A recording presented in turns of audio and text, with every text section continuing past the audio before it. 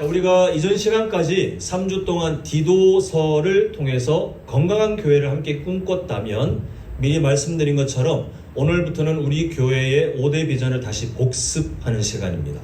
물론 복습이라고 해서 뭐 예전에 했던 내용이 아니라 주제는 우리가 큰 주제를 담되 그러면 그 주제 안에 어떤 삶을 꿈꿔야 될지, 우리의 5대 비전이 회복되기 위해서는 어떻게 될지를 살펴보겠는데요. 예전에 여러 번 강조했지만 여러분, 반복은 뭐 얼마나 계속해도 모자람이 없습니다. 그게 우리에게 각인되고 또 학습되는 아주 중요한 그 효과인데, 한번 정리를 해드릴게요. 우리 교회의 가장 핵심 가치가 뭐냐 하면 누구의 마음을 아는 것이죠? 하나님의 마음을 알아가는 것이다. 그래서 과거 구약 성경의 이스라엘 백성들 보니까 뭐 성전도 있고 뭐 전통도 있고 뭐도 있고 자신했지만 결국 망하게 됐던 그 기준을 보니까 힘이 없어서, 정치를 못해서, 공부를 못해서, 재산이 부족해서가 아니라 자신들은 뭔가 우리는 다 누리고 있어, 우리는 선민이야 라고 했지만 결국 누구의 마음에 관심이 없었어요? 하나님의 마음에 관심이 없었던 것을 보게 됩니다. 그게 성도가 살아갈, 교회가 살아갈 가장 첫 출발점, 하나님의 마음을 아는 것. 우리가 종교적으로 뭐 대단한 의식을 치르고 아니면 성경의 지식을 많이 알고 뭐 사람들이 놀랄 만한 엄청난 기적을 행하는 것이 중요한 게 전혀 중요한 게 아니라 하나님의 마음을 아는 것에서 성도다움, 교회다움이 출발되더라라는 것을 우리가 보았습니다. 그래서 하나님의 마음, 그 마음을 뜻하는 영어 heart, H-E-A-R-T 다섯 그 글자를 따서 우리는 5대 비전을 정리했는데 옆에 붙여놓은 내용이 바로 그거 아닙니까? 오늘은 첫 시간, 여기 잘 안 보이시긴 하겠지만 힐링 패밀리. 자, 저를 따라합니다. 가정을 회복시키는 행복 공동체. 예, 우리 교회가 그런 공동체입니다가 아니고요, 그런 공동체를 꿈꾸며 함께 걸어가는 거예요. 우리는 천국 가기 전까지 어느 가정이나 완벽해가지고 막 진짜 행복이 넘치고, 우리 교회가 완벽해가지고 문제 있는 가정이 와도 그냥 순식간에 막 변화되고 그런 교회였으면 좋겠지만 우리가 그걸 완성해서 살 가능성은 없습니다. 그러면 저게 헛된 말이냐? 아니요. 우리는 자라가는 중. 우리의 목표, 우리가 마라톤으로 치면 목적지가 어딘지 아는데 목적지가 당장 안 보인다고 멈출 수는 없잖아요. 뭐 요즘 그 젊은 세대들이 이게 달리기를 많이 하는데 목적지가 당장 안 보인다고 뛰기를 멈추는 사람은 없습니다. 거기까지 가는 거죠. 그냥 우리는 지금 완성되지 않아도 천국 가면 완벽하게 완성되겠지만 그 목적지, 우리 교회는 행복을 배우고 그 행복을 통해서 또 가정이 온전해지는, 그렇게 가정을 회복시켜가는 그런 행복 공동체로 우리가 함께 걸어가는 중이구나, 이걸 오늘 다시 확인하는 시간이 이 5대 비전 회복의 첫 시간이 되겠습니다.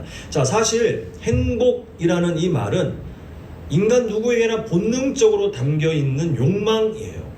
사람은 누구나 행복하길 원합니다.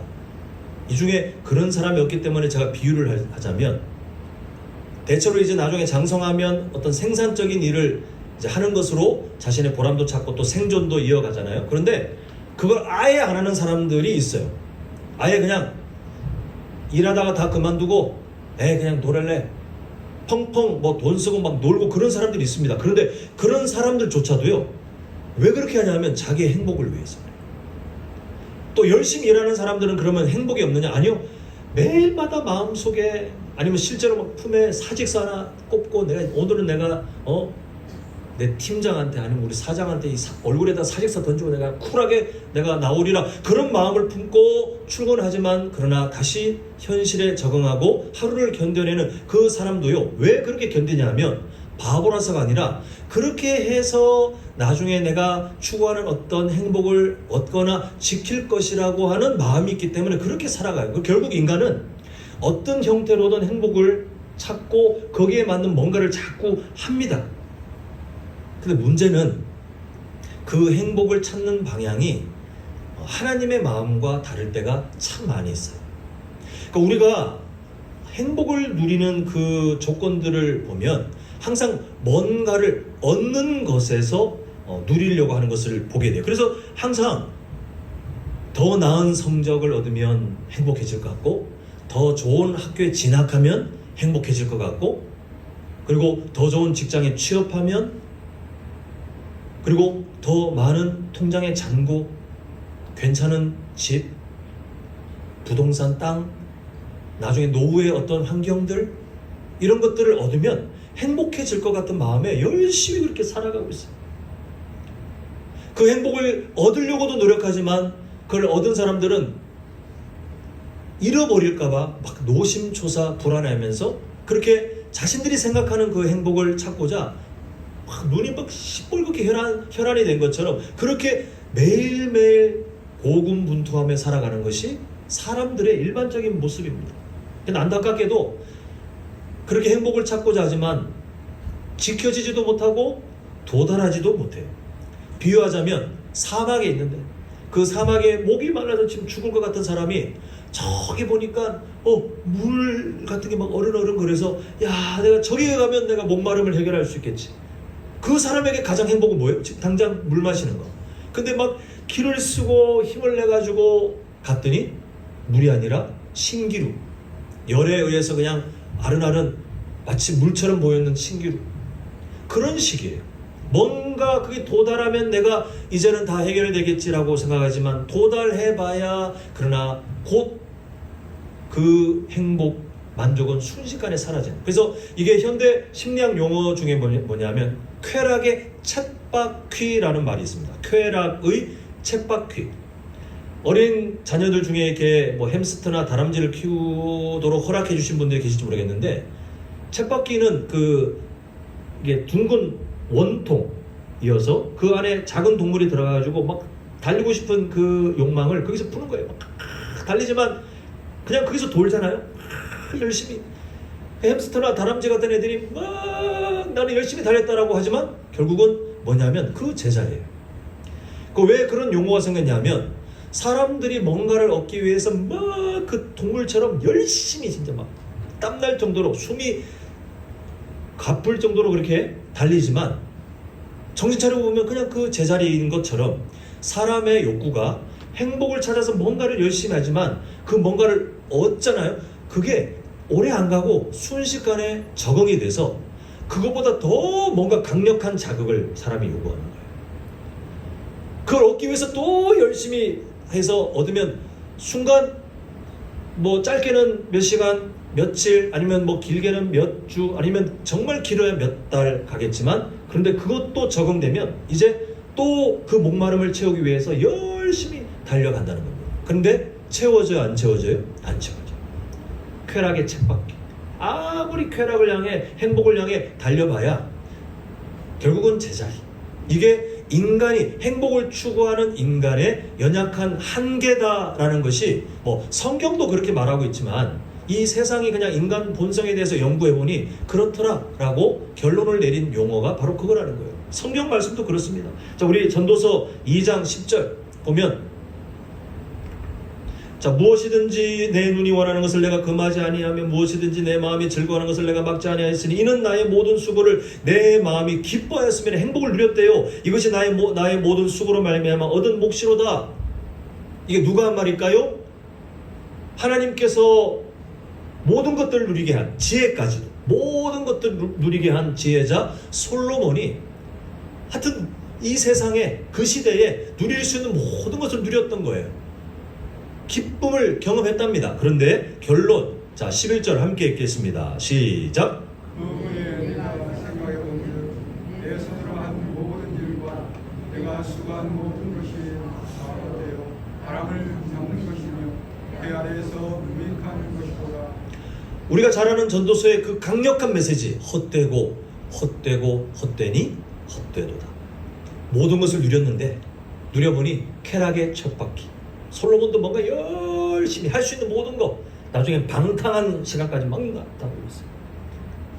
건전한 그 어떤 게 아니라 원래 그걸 다 채우고 나면 자극을 더 강력하게 하기 위해서 원래 가진 사람들이 더 많이 그런 것들을 추구한다고 하는데 솔로몬도 그랬어요 실제로.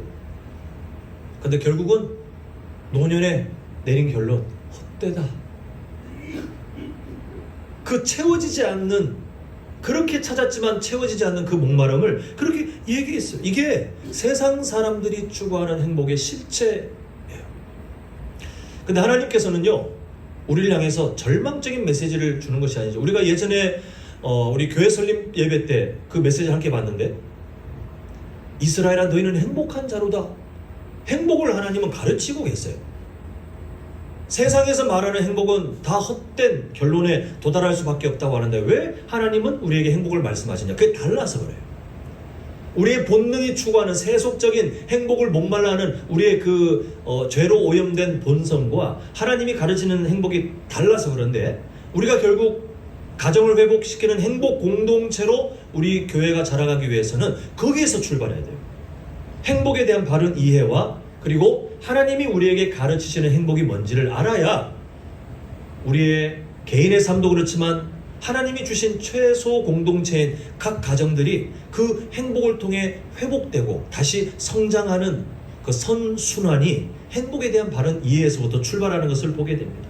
오늘 5대 비전 회복 그 첫 시간, 가정을 회복시키는 행복 공동체로 우리가 그러면 어떤 삶을 이 시간 다시 한번 점검하고 배워야 될지 함께 좀 살펴보겠습니다. 자, 첫 번째 제목으로 함께 읽겠습니다. 시작. 참된 행복은 갖는 것이 아니라 배우는 것이에요.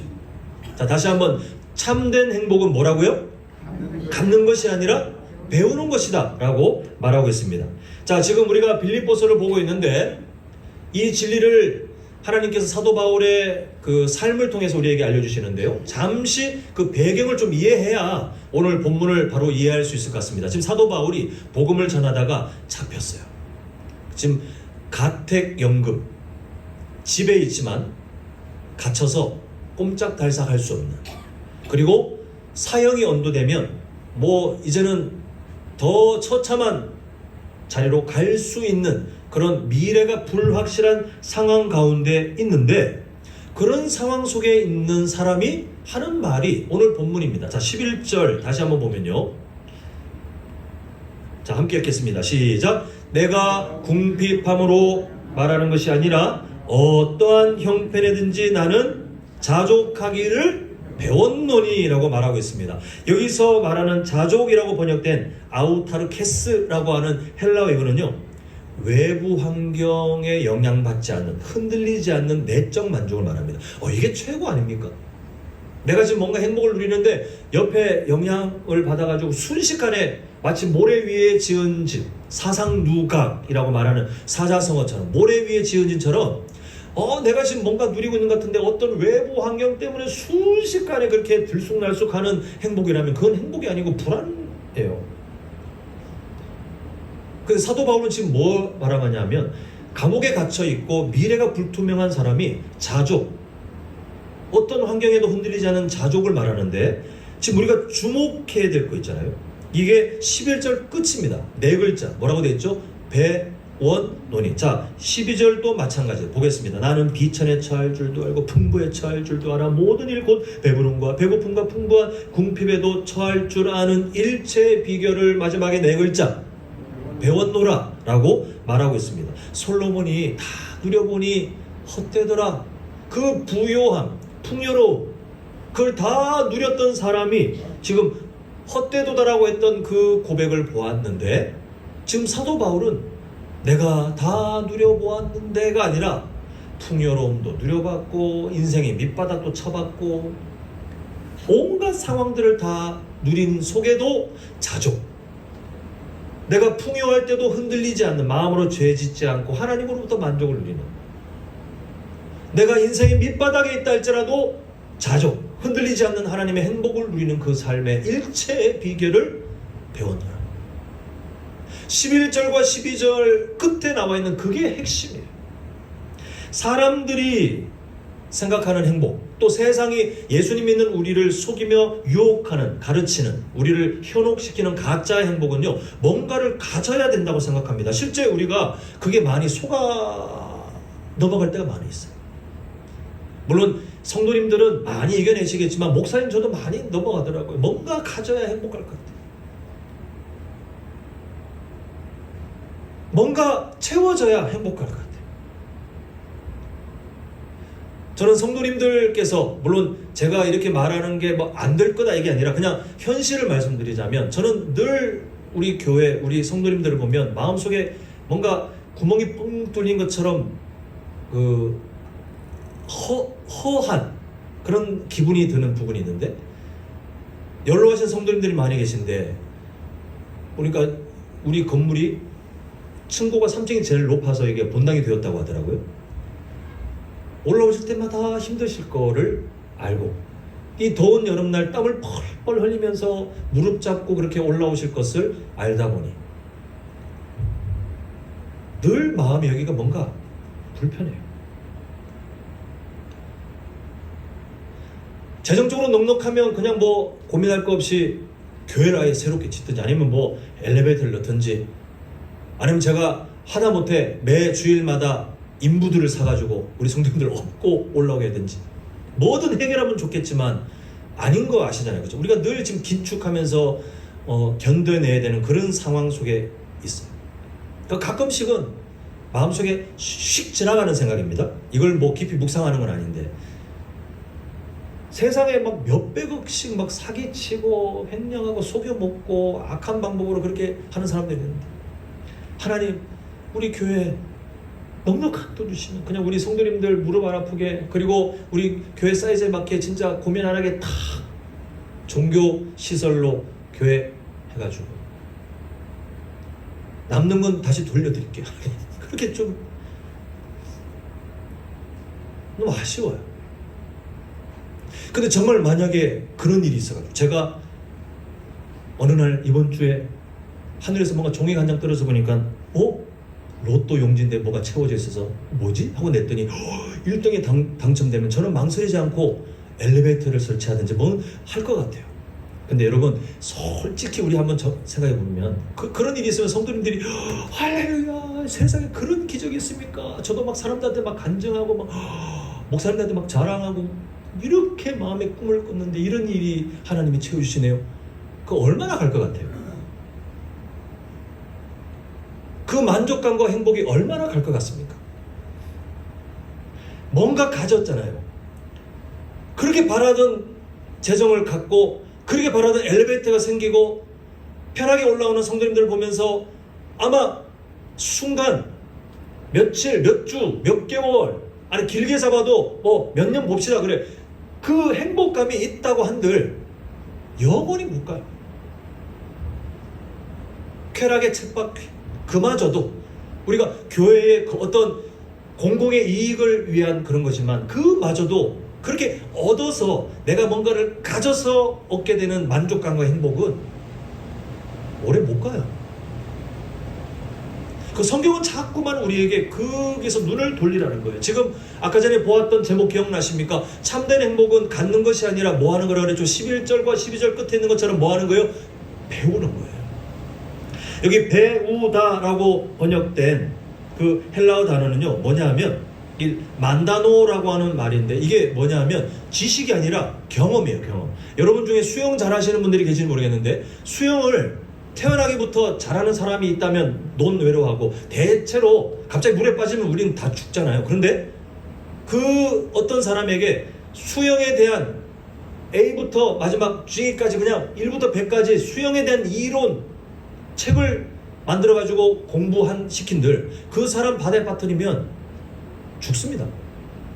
그래서 가장 좋은 게 뭐냐 하면 기초부터 그 사람 몸에 체득시키는 거예요. 물을 무서워하지 않게 하고, 물 속에서 어떻게 나아갈 수 있는지, 호흡은 어떻게 하고, 그리고 지칠 때는 어떻게 떠가지고 잠시 회복할 수 있는지, 물에 관련된 그 경험들을 몸에 익히면 그 사람은 생존 확률이 월등히 올라가잖아요. 그래서 요즘 생존 수영 이런 것들을 많이 가르치더라고요.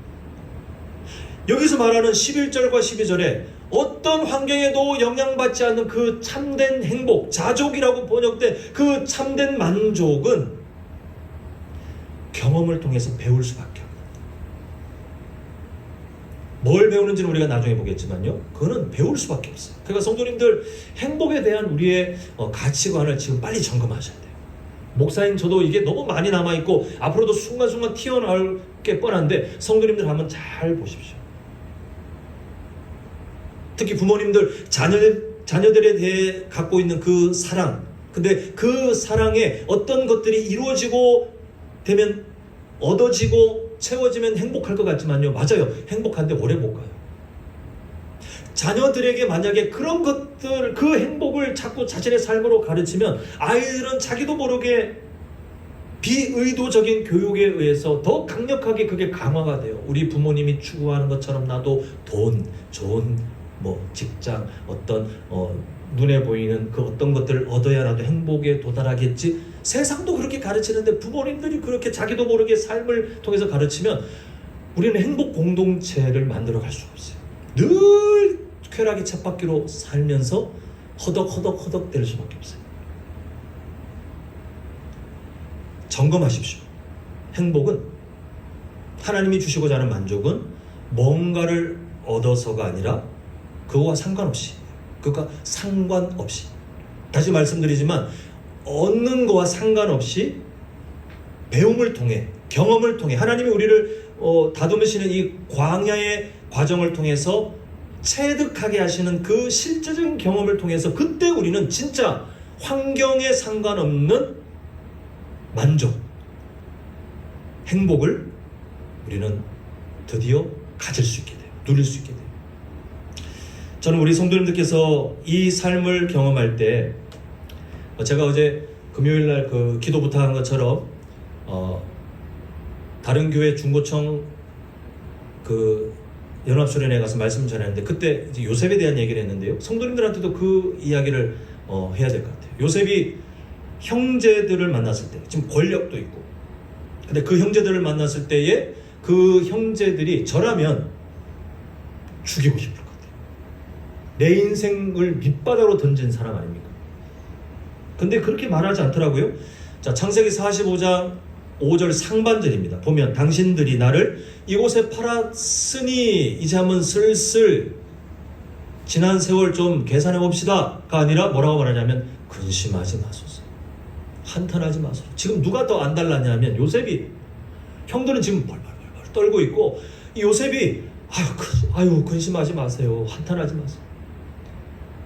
여기에 담겨있는 그 의미를 읽어내셔야 돼요.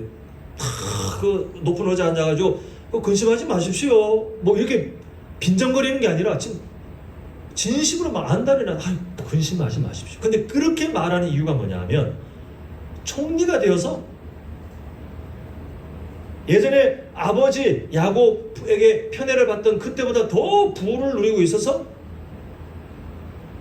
그래서 마음이 여유로워져서, 아니요, 사람 그렇게 단순하지 않아요. 오랜 세월 동안 그렇게 낮아져 있는 그 오랜 시간 동안 요셉이 지나온 시간이 여러분 그렇게 간단한 일이 아닙니다. 그런데 왜 이 요셉은 오히려 형들을 위로하고 있냐면 이 45장 5절 하반절을 깨달았기 때문에 그래요. 자, 우리 같이 한번 읽겠습니다. 시작. 하나님이 생명을 도와주시고 나를 당신들보다 먼저 한없이 낮아져야 했던 그 눈물의 시간, 광야와 같은 시간, 그 시간을 어떻게 해석을 해야 되는지. 제가 이제 그분들한테도 그냥 우스갯소리를 말했지만, 많은 기독교라고 종교를 생각하는 분들에게 목회자가 특히 어떤 자녀를 축복할 때 요셉과 같은 삶이 되게 해주시고 하면, 그 부모님들 있잖아요, 갑자기 목사님 손을 잡자, 잠깐만요, 취소해 주시죠 라고 하지 않고 다들 아멘이라고 외치는 걸 참 많이 봤어요. 성도님들은 어떠세요? 만약 제가 우리 성도님들의 자녀의 머리 안 쏘, 요셉과 같은 삶이, 망설임 없이 아멘을 하시겠지만 그게 뭐가 붙어 있어요? 요셉처럼 살해 위협 당해도 돼요? 인신매매 당해도 돼요? 노예처럼 인생 밑바닥, 억울한 누명 써가지고 더 밑바닥, 그리고 벗어나지 못하게 하나님의 감옥에 계속 가둬두시는 그 모든 상황들 괜찮아요? 자녀들의 인생에 펼쳐져도 괜찮아요? 되게 우리가 참 얍삽빠르게 하나님의 말씀을 잘라서 봤잖아요. 요셉과 같이 되게 하여 주시옵소서, 아멘이라고 할 때 뭘 생각하면 나중에 총리, 뭔가 성공한 것 같은 이미지만 샥 가져오고 싶어요. 근데 여러분, 하나님은 그렇게 요셉에게 일하지 않으시잖아요. 우리가 본능적으로, 무의식적으로 그거를 받아들이고 싶지 않은, 제가 구체적으로 만약에 자녀들을 축복할 때 하나님 요셉처럼 위험을 당하게 하시고 인생의 밑바닥을 치게 하시고 그 시간이 길게 하시고 막 이러면 진짜 저랑 싸우실걸요. 여러분들이 아마 그렇게 받아들이기 힘드실 정도로 그게 사실이에요. 요셉에게도 그게 사실이었어요. 그런데 요셉은 지난 그렇게 낮아져야 했던 그 시간을 불행, 절망, 고통으로 해석하지 않고 무엇을 깨닫냐 하면 하나님께서 내가 너를 통해 생명을 구원할 거야. 이 하나님의 섭리를 깨닫고 나니 앞에 게 다 해결됐어요. 예전에 철딱서니 없이 형들한테 나 아버지가 제세 못 사줬어요. 멋지죠? 그렇게 철없이 막 사람들을 헤아리지 않던 그 사람이 이제는 하나님이 어떻게 자신을 사용하셨는지를 알고 나니 다른 사람을 헤아리며 근심하지 마소서, 한탄하지 마소서. 한 번만 듣기 좋으라고 하는 얘기가 아니라 형들이 계속 불안해요. 나중에 보면 아버지 야곱이 죽을 때 이제 야 우리 아버지 돌아가시니 우리 이젠 죽었다. 그때도 똑같이 위로해요. 왜 그렇습니까? 그게 사실이기 때문에 그래요. 요셉은 뭔가를 얻었기 때문에 자족하고 행복하고 하나님의 그 만족을 배운 것이 아니라 요셉이 그렇게 고난 중에 있었지만 나중에 하나님이 어떻게 함께 하신지를 알고 나니 어떠한 상황에도 흔들리지 않는 하나님으로부터의 만족을 경험하고 그 만족을 아니 다른 사람을 위로하고 다른 사람을 돕는 그런 인생을 살아가는 것을 보게 됩니다. 사랑하는 성도 여러분, 우리는 세속적인 행복을 빨리 끊어내야 돼요. 뭔가 가져야 된다는 생각, 뭔가 얻어야 된다는 생각. 하나님께서 가르치시는 행복은 그게 아니라는 사실을 우리는 꼭 알아야 됩니다.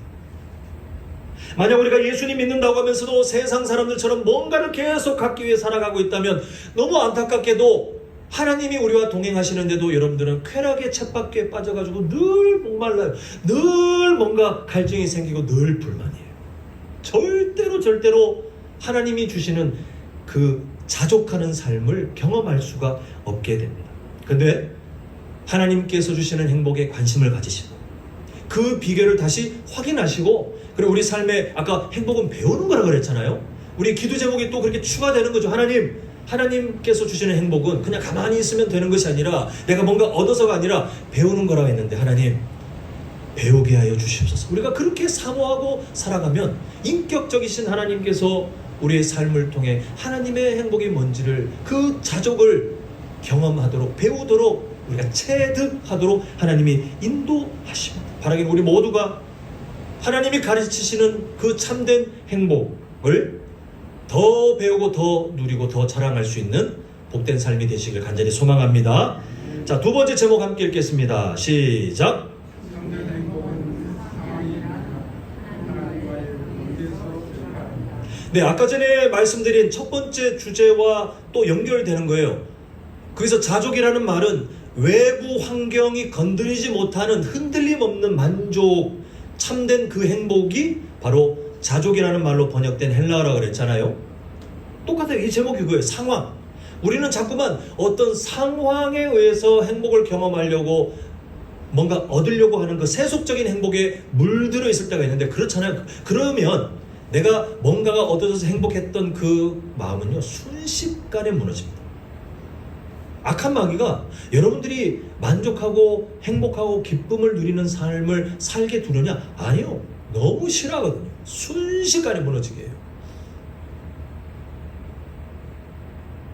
예전에는 우스갯소리처럼 들려졌던, 요즘은 그런 문화들이 많이 이제는 사라졌습니다만, 기도원 가가지고 막 은혜 받고 돌아오는데 버스 안에서 싸우더라.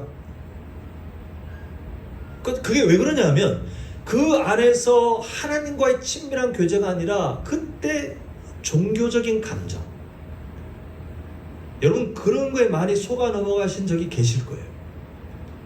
종교적인 어떤 감정이 있죠. 그걸로 내가 마치 은혜 받은 것처럼 착각해서 행복, 순간적인 어떤 종교적인 기쁨을 누렸지만 나와서 버스 타고 나올 때 막 찬양 부르면서 하나님 역시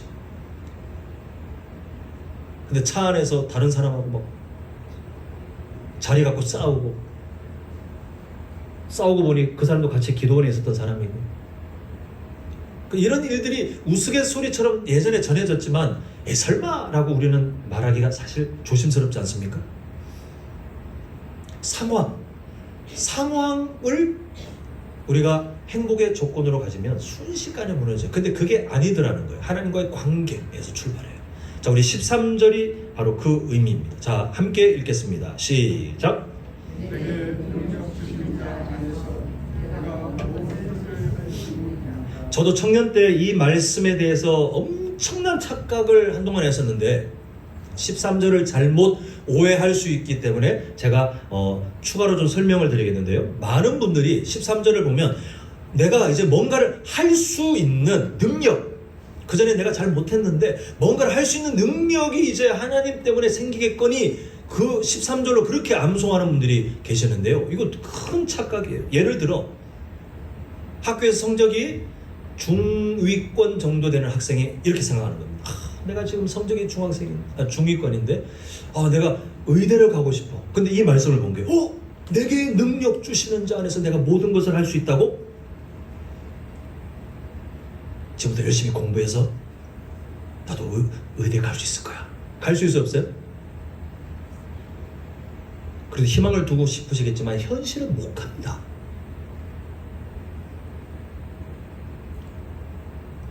모르겠어요. 하나님께서 정말 아주 예외로 그래 이렇게 이루어질 일이 없겠지만 하나님께서 그에게 갑자기 밤에 현현하셔서 시험 문제를 다 알려주고 뭔가 그렇게 해도 될까 말까 하겠지만, 여러분, 중위권 성적을 갖고 있는 학생이 갑자기 전국에서 탑을 거의 상위권을 달리면서 의대를 갈 수 있는 성적이 갑자기 된다? 이거는 일어날 수가 없고, 우리가 갖고 있는 유전자가 그렇게 갑자기 바뀌지 않아요. 그 13절을 그렇게 해석하는 분들이 있어요. 뭔가 할 수 있는, 내가 바라는 게 있는데 꿈을 더 크게 가져라, 뭐 이런 말처럼 내게 능력 주시는 자 안에서 내가 모든 것을 할 수 있어. 여러분, 혹시 이렇게 외우고 계신 분이, 이해하고 계신 분이 있으면 빨리 그거 지우셔야 돼요. 그거 성경 잘못 이해하고 있는 거예요. 성경 한 절을 그렇게 자의적으로 묵상하다 보면 자꾸만 성경에 담겨있는 우리 교회의 핵심 가치가 뭐라 그러죠? 하나님의 뭘 알아요? 하나님의 마음을 놓쳐요. 성경을 해석하려면 항상 문맥을 봐야 됩니다. 전체 흐름, 그 장을 봐야 되고, 또 빌립보서 성경 전체를 봐야 되고, 또 성경 전체에 흐르고 있는 하나님의 일관된 마음을 알아야 그 성경을 해석할 때 우리가 위험하게 빠지지 않아요. 지금 11절과 12절 뭘 보셨습니까? 사도 바울이 계속 외치는 게 뭐냐면, 내가 때로는 풍요도 누렸고 때로는 인생의 밑바닥도 갔지만 그 모든 것에서 내가 자족함을 누리는 일체의 비결을 배웁니다. 그 다음에 하는 말이 13절이에요. 내게 능력 주시는 자 안에서. 그 다음에 내가 모든 것이 뭐냐면, 내가 원하는 진학, 취업, 뭐가 아니라, 내가 풍요를 누려도 때로는 인생의 밑바닥에 가도 그 자족을 잃어버리지 않는 그 비결을 말해요. 하나님이 주신 참된 행복을 내가 붙들고 살 수 있는, 내가 모든 것을 할 수 있는 이라가 앞에 말했던 11절과 12절에 나왔던 그 자족의 삶을 말해요.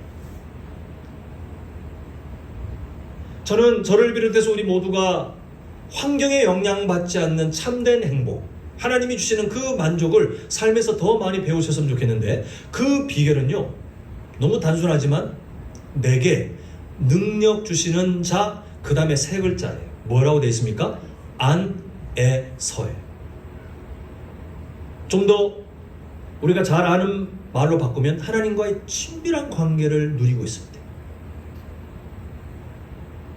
하나님과의 친밀한 관계, 어떤 종교적인 그 생활 습관이 막 수준 높게 달해 있는 그게 아니라, 그거와 상관없이, 물론 그렇게 거룩을 훈련하시는 것도 중요하겠지만, 내가 요즘 성경을 열심히 읽고 있으니까, 아니요, 그걸로 채워지는 게 아니더라고요.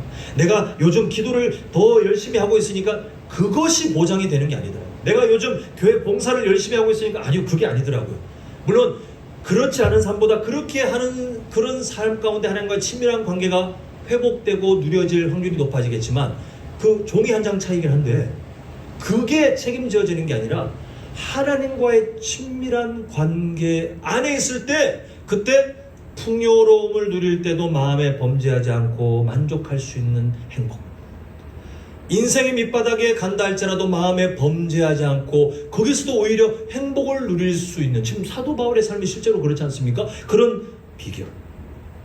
그 비결은 삼위일체 되신 하나님과의 친밀한 관계 안에 있을 때에만 가능하다는 거예요. 요한복음 15장 5절. 우리 한번 읽어보겠습니다. 같이 읽습니다. 시작. 나는 포도나무요 너희는 가지라. 그가 내 안에 내가 그 안에 거하면 사람이 열매를 많이 맺나니 나를 떠나서는 너희가 아무것도 할 수 없음이라. 이렇게 말하고 있습니다. 지금 가지를 비유하고 나무를 비유하고 있는데 가지가 생명력을 누리고 가지가 열매를 맺을 수 있는 건 가지가 잘나서가 아니에요. 마침 가지를 둘러싼 날씨가 좋아서가 아닙니다. 무엇에 붙어있기 때문이에요? 생명력을 끊임없이 공급하는 건강한 포도나무, 우리 예수 그리스도. 더 폭넓게 보자면 삼위일체 하나님께서 내 삶을 붙들고 계신다. 내가 그분과의 친밀한 교제 안에 함께 거하고 있을 때 우리는 그때 나는 연약하지만 지금 나를 둘러싼 주변 환경은 마치 사도 바울처럼 지금 갇혀있고 미래가 불투명한 그런 상황이라 할지라도 이상한 일이죠. 그런데도 그 안에서 하나님이 주시는 행복과 만족을 배워가고 누려갈 수 있다는 것이 성경의 가르침이에요. 이게 바로 자족의 비결, 만족의 비결, 행복의 비결입니다. 너무 뻔한 이야기지만 원래 진리는 너무 단순해요. 여기 계신 우리 성도님들 모두가 하나님과의 친밀함, 그 친밀함을 사모하시고 친밀함을 누릴 수 있도록 허락된 하나님의 은혜의 자리를 더 열심히 찾으시고, 그래서 일상 속에서, 주일날 여기 있는 게 신앙생활 아니잖아요. 우리 일상 속에 하나님과 친밀한 관계 속에 우리의 24시간을 살아내며 어떤 환경 속에서도 하나님의 행복을 누리는 우리 모두가 될 수 있기를 간절히 축원합니다. 자, 이제 말씀을 맺겠습니다. 오늘 우리는 감옥에 갇혀 있으나 감옥 밖에 있는 자유한 사람들을 오히려 위로하는 그 사도 바울이 전하는 하나님의 행복의 그 가치, 그 방법들을 우리가 잠시 보았습니다. 제목만 한번 확인을 하겠습니다. 자, 제목. 참된 행복은 뭐라고요? 갖는 것이 아니라 배우는 거예요. 또 참된 행복은 뭐라고요? 어떤 상황이 아니라 누구와의 관계? 하나님과의 관계에서 출발한다는 것을 우리가 보았습니다. 여러분, 우리는 행복 공동체가 되어야만 합니다. 우리 가정은 또한 행복 공동체여야 하는, 그렇게 함께 꿈을 꾸는 우리 교회와 함께 가정도 회복되어야 돼요. 행복 공동체. 그리고 우리 삶도 그렇게 되어야 됩니다. 세속적인 행복을 우리는 경계하고 점검해야 돼요. 하나님께서 가르치는 행복을 우리는 이해하고 있는가? 그 비결을 우리가 따라 살고 있는가? 저는 성도님들 개인이, 성도님들의 가정이, 우리 교회가 이 말세 때에 행복을 완벽하게 채우지 못하겠지만 그러나 천국에서 누릴 그 영원한 만족, 그 행복, 하나님으로부터 누리는 그 행복을 삶의 여러 자리마다 배우고 계속 배우면서 그 배움의 기간도 늘어나고 횟수도 늘어나고 그 정도도 점점 많아지는 그런 영적 성장을 누리셨으면 좋겠는데요. 근데 우리 삶이 그것으로 멈추지 않더라는 것입니다. 저는 결론부에서 우리가 가질 꿈을, 비전을 함께 좀 나눴으면 좋겠는데, 나만 간직하지 않고요, 이 행복, 하나님께서 가르치는 행복을 배우고 누리는 사람은 반드시 다른 사람에게 그 유익을 흘려보냅니다. 지금 사도 바울이 그러하잖아요.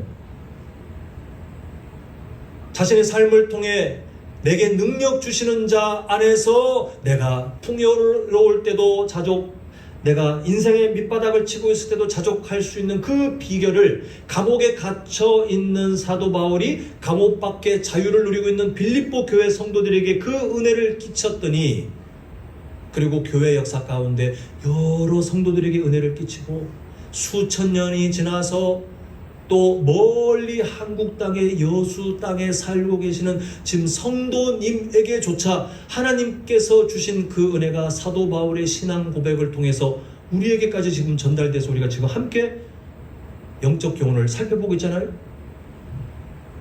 이게 행복을 누리는 사람이 가진 위력이에요. 나만 행복하고 끝이 아니라 천국 가는 그날까지 나도 모르지만 그러나 누군가에게 참된 행복을 삶으로 도전하고 나의 간증을 통해서 알려주고, 이게 우리가 누리고 살아가야 될 힘입니다. 저는 이 자리에 있는 우리 어린 자녀들, 특히 지금 이제 점점 철이 들기 시작할, 그래서 자신의 삶을 고민할 청소년들, 청년들께 정말 간곡히 부탁드리는 것은 여러분들의 삶의 방향을 여기에 맞추셨으면 좋겠어요. 하나님, 내가 참된 행복을 배워 다른 사람들에게 이 행복을 나눠줄 수 있는 삶이 되게 해주십시오. 이게 비전이에요. 좋은 대학 가서 나중에 돈 많이 벌어서 무슨 지켜지지 않을 그 자녀들의 약속 같잖아요. 제가 나중에 돈 많이 벌어서 효도할게요. 전혀 바뀌지 않으면서 똑같잖아요. 제가 나중에 뭘 해서 제가 나중에 목사가 돼서 선교사가 돼, 아니요, 이게 비전이 아니에요. 여러분 지금 살고 있는 삶의 형태를 바꾸실 필요가 없습니다. 그런데 뭘 바꾸시냐면, 하나님, 제가 지금 현재 우리의 가족이, 아니 우리 가정 안에, 아니면 제가 지금 다니는 일터에 제가 만나는 세상에 여러 사람들이 있는데, 하나님, 저를 통해 하나님이 가르쳐 주시는 참된 행복이 뭔지가 전달되게 해주세요. 흘러가게 해주세요. 이게 우리가 품어야 될 꿈이에요. 저는 우리 자녀들이 거기에 자신의 삶의 목표가 맞춰졌으면 좋겠습니다. 하나님이 응답하실 거예요. 하나님이 여러분들을 사용하실 겁니다. 그럼 여러분들, 우리 부모님들 세대, 할아버지 할머니 세대들은 어떻게 사셔야 되느냐? 자녀들 구경만 할 것이 아니라 사실 여러분들이 먼저 모범이 되셔야 됩니다. 아까도 잠시 언급했지만 자녀들 그렇게 키우고 싶지 않아요? 참된 행복을 먼저 누리면서 다른 사람들을 도전하고 세상을 바꿔나가는, 주변 사람들에게 하나님께서 주시는 행복을 가르치고 그 사람들에게 실제로 자신의 삶을 통해 예수 그리스도와의 그 놀라운 관계를 전하는 삶, 그런 자녀가 되었으면 좋지 않겠습니까? 맨날 기도만 하면 뭐합니까? 우리가 먼저 그 삶을 우리가 먼저 배워야죠. 누리고 우리가 먼저 자녀들에게 조금씩이지만, 우리가 부족해서 참 자녀들에게 미안하지만 그래도 우리가 먼저 하나님의 말씀을 한 절이라도 더 잘하는 우리 부모님 세대가, 할아버지 할머니 세대가 하나님으로부터 만족을 누리는 그 삶을 배우고 자녀들에게 그 삶을 나도 모르게 나눠줄 때 자녀들이 거기에 함께 연결되어 비전을 품게 되지 않겠어요? 우리가 다 그런 꿈을 품었으면 좋겠어요. 그래서 우리는 함께 이 비전을 마지막으로 외치고 마쳤으면 좋겠습니다. 자, 제가 어떻게 하냐면, 제가 참된 행복을 보여주는 하면 여러분들이 그 밑에 하나씩 외치는 거예요. 이해되셨죠? 이해되셨습니까? 근데 힘차게 우리 비전을 좀 외쳤으면 좋겠습니다. 자, 힘차게 큰 목소리로 제가 깜짝 놀라게 참된 행복을 보여주는, 행복한 사람이 되게 하소서. 자, 또 참된 행복을 보여주는, 행복한 가족이 되게 하소서. 자, 마지막입니다. 참된 행복을 보여주는, 행복한 교회가 되게 하소서. 우리가 외친 이 선언, 이 비전대로 하나님께서 우리를 사용하시고 우리를 만들어 가실 줄 믿습니다.